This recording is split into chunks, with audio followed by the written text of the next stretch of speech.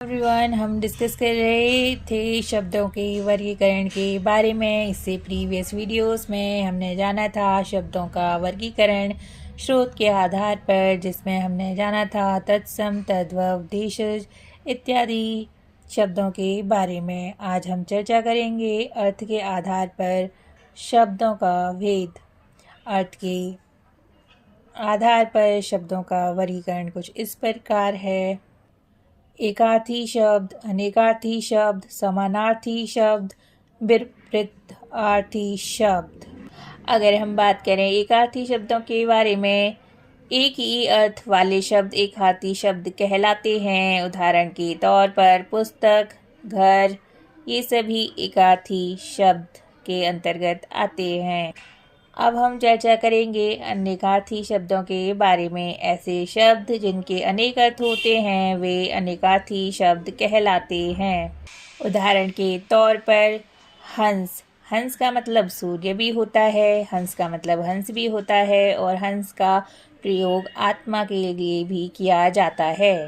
अब हम चर्चा करेंगे समानार्थी या पर्यायवाची शब्दों के बारे में। ऐसे शब्द जिनके अर्थ में समानता होती है उन्हें समानार्थी या पर्यायवाची शब्द कहते हैं। उदाहरण के तौर पर अंबर का पर्यायवाची शब्द है नभ, व्योम, गगन, आकाश। अब हम चर्चा करेंगे विपरीतार्थी या विलोम शब्दों के बारे में। विपरीत अर्थ को प्रकट करने वाले शब्द विपरीतार्थी या विलोम शब्द कहलाते हैं। उदाहरण के तौर पर गहरा का विलोम है उथला। अब हम जानेंगे शब्दों का वर्गीकरण रचना के आधार पर। रचना के आधार शब्दों को रूढ़, यौगिक और योगरूढ़ शब्दों में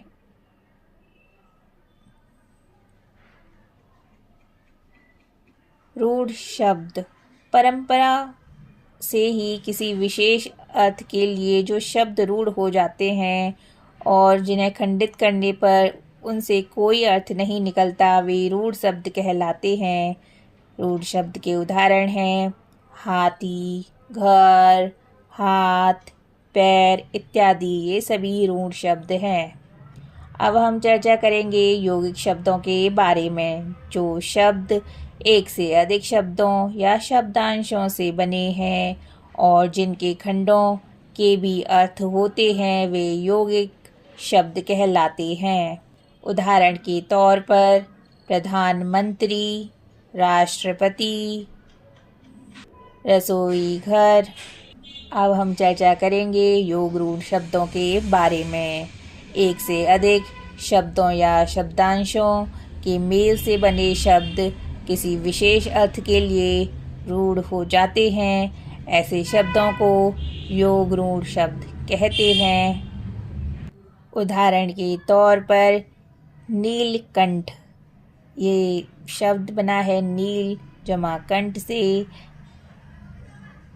अब हम जानेंगे व्याकरणीय प्रकार्य के आधार पर शब्दों का वर्गीकरण। व्याकरणिक दृष्टि से शब्द दो प्रकार के होते हैं, विकारी शब्द और अविकारी शब्द। जो शब्द लिंग, वचन, कारक, काल आदि के कारण प्रभावित हो जाते हैं उन्हें विकारी शब्द कहते हैं। विकारी शब्द के चार भेद हैं: संज्ञा, सर्वनाम, विशेषण और क्रिया। अगर हम बात करें अविकारी शब्दों की, जिन शब्दों के रूप में किसी भी कारण से विकार या परिवर्तन नहीं होता है, वे अविकारी शब्द कहलाते हैं। अविकारी शब्दों के भी चार भेद हैं: क्रिया विशेषण, संबंध बोधक, समुच्चय बोधक, विस्मय आदि बोधक। तो हमने शब्दों का वर्गीकरण स्रोत, रचना, अर्थ तथा व्याकरणीय प्रक्रिया के आधार पर किया जाता है, इसके बारे में चर्चा की। स्रोत के आधार पर शब्द तत्सम, तद्भव, देशज, विदेशी और शकर होते हैं।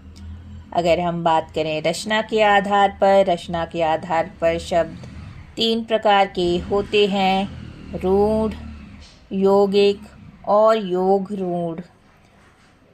अर्थ के आधार पर शब्द एकार्थी, अनेकार्थी, समानार्थी, विपरीतार्थी तथा श्रुतिशम भिन्नार्थक होते हैं। व्याकरणिक प्रकार के आधार पर शब्द विकारी और अविकारी 2 प्रकार के होते हैं। संज्ञा, सर्वनाम, विशेषण और क्रिया विकारी शब्द हैं। क्रिया विशेषण संबोध बोधक, समुच्चय बोधक, विस्मय आदि बोधक तथा निपात अविकारी होते हैं।